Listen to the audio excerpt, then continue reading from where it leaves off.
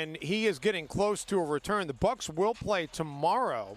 They're on the front end of a back-to-back. They're at Atlanta tomorrow. By the way, you talk about this Bucks team, Jim, in the Eastern Conference standings. You and I had a nice conversation with Jim Paschke this morning, who is the Bucks play-by-play guy, and that's one of the things you posed to him was, are the Bucks trying to get back into that number 1 seed? Because you think about Chris Paul, how competitive he is. You kind of want your point guard to be that kind of leader for your team. There's only one Chris Paul in the world when you really think about it. 3 as time expires from 65 feet is no good. And that will close out the first quarter. That was radio that you did with Pat Knight. The IBA, the International Basketball Association, and it was. Those Pat Knight stories are for after dark. That was radio that you did with Pat Knight. The IBA, the International Basketball Association, and it was. Those Pat Knight stories are for after dark. Defensively, only New Orleans and Sacramento are worse than Minnesota.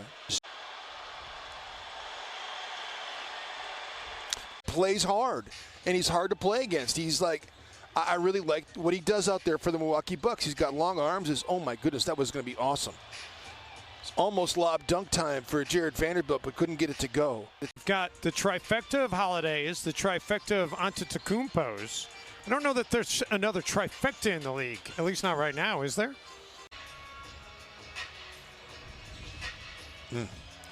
Good slip out by Juancho that time. Davis, nice extra effort, gets it to Juancho for the dunk. Yeah, the Bucks got the deflection. Connaughton just sprints to the corners, and they find him. Connaughton was looking for his 5th 3 of the game. No. He'll drive it baseline, behind the back pass, rebounded by Reed. McLaughlin ahead to Edwards. And somehow Vanderbilt gets back in the play and makes something good happen out of it. I just think it's so detrimental to your team when you're constantly falling down trying to make layups, trying to draw fouls. They're going to sweep the season series, barring an absolutely historic comeback that I'm not thinking is likely to happen. The Bucks are going to sweep the season series against the Timberwolves. Players, are very aware of that. And yet Milwaukee has turned itself into a world-class organization. Part of it is the luck with Giannis developing into the player that he has developed. Players, are very aware of that. And yet Milwaukee has turned itself into a world-class organization. Part of it is the luck with Giannis developing into the player that he has developed.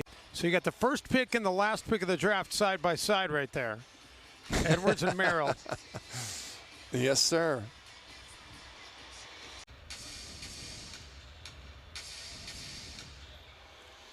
Three ball, no good. Timberwolves come up with the basketball.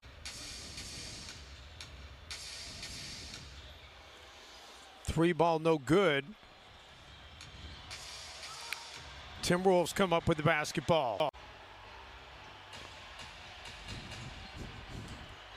So the Bucks get another bucket. They're going to keep the pressure on the 76ers and the... Jim, I don't know if you saw what Mark Cuban had to say, and Luka Doncic started it yesterday talking about their displeasure with the thought of the play-in tournament. And Mark Cuban was pretty vocal about it. Yeah, but he says that in hindsight, he thinks it was a poorly conceived idea, especially to do it this season, in a truncated season, and when the games are Jim, we remember that game very well. Oh, it was a great game. Down in South Beach. Yeah. With our friend Delio Pasquini, who was with us on that trip. And Jordan McLaughlin had a huge layup at the end of game situation. Yes, he did, as the Timberwolves beat the Heat in Miami. Bucks just running a lot of clock right now. Nwora able to hit the jumper.